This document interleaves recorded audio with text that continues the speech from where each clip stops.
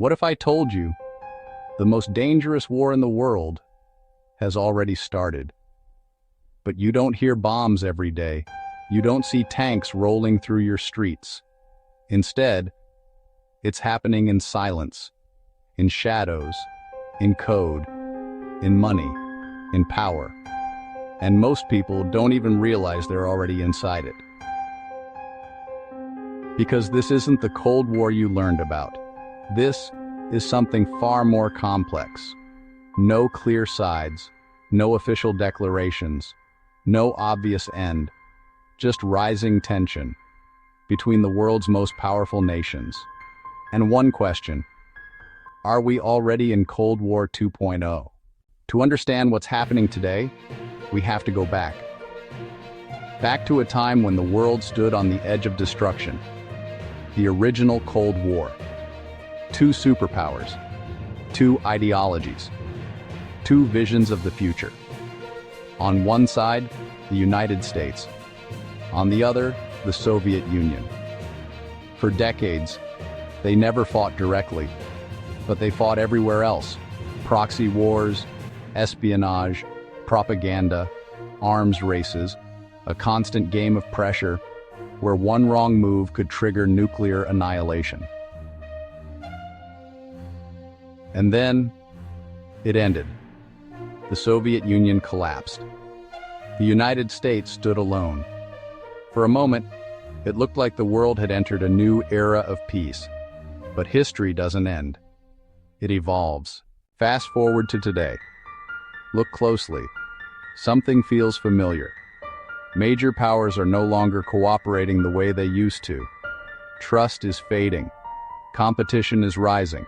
Not just military, but economic, technological, political.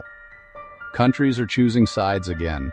Alliances are tightening, new rivalries are forming.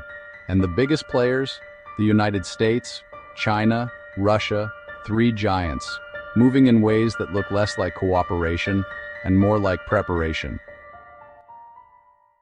But preparation for what? This isn't a Cold War fought with tanks and trenches. This is a war of systems. First, technology, artificial intelligence, cyber warfare, data control. The country that dominates technology doesn't just win battles, it controls the future. The next world power won't be decided by missiles. It will be decided by algorithms. Second, economics, sanctions, trade wars, currency battles. Entire economies are being weaponized. Supply chains are shifting. Countries are cutting dependence on rivals, not because they want to, but because they're preparing for a world where they can't trust each other anymore. Third, information. Propaganda hasn't disappeared. It's evolved.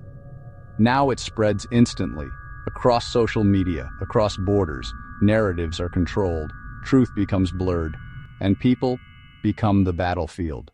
Just like the original Cold War, the map lights up. The biggest powers don't fight directly. They fight through others. Conflicts around the world are no longer isolated. They're connected. Each one, a pressure point. Each one, a message. Each one, a test. Arms, drum hit.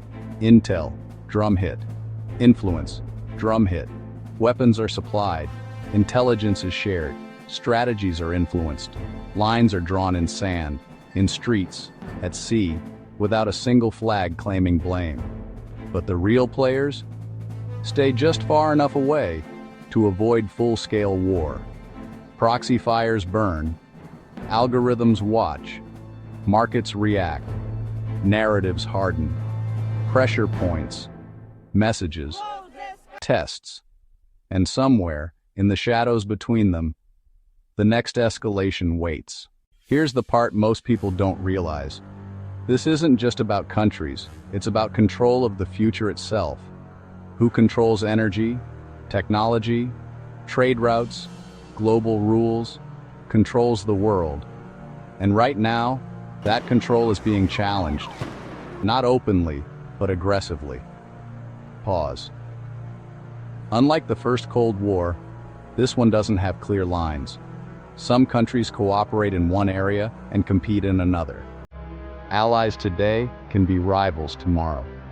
It's unpredictable and more dangerous. You might be thinking, this is global politics. It doesn't affect me, but it already does. It's the price on the fuel sign in the rain. It's the total at the grocery checkout, creeping higher, week after week. It's the currency ticker quietly blinking red, while your paycheck buys a little less. It's the apps you use, what they show you, and what they hide. It's the job post you never see, the flight you can't afford, the plan you put off. All of it is shaped by this silent struggle over energy data rules reach. You are not watching it from the outside. You are living inside it. And the choices made far away are already choosing for you. So where does this lead? There are only a few possible outcomes. 1. Status quo cold. The border fences stay lit. Patrol drones keep circling. Alerts never stop. Controlled but constant. Pressure without release. 2.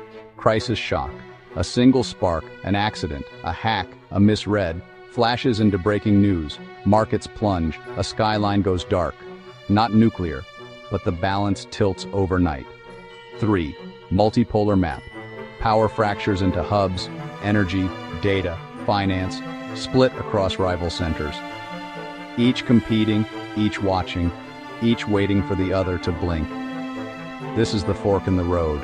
The clock doesn't pause, and whichever path we take keeps rewriting the rules you live under in real time. So, are we already in Cold War 2.0? There's no official declaration, no single moment you can point to, but the signs are everywhere. Rising tension, strategic competition, global uncertainty.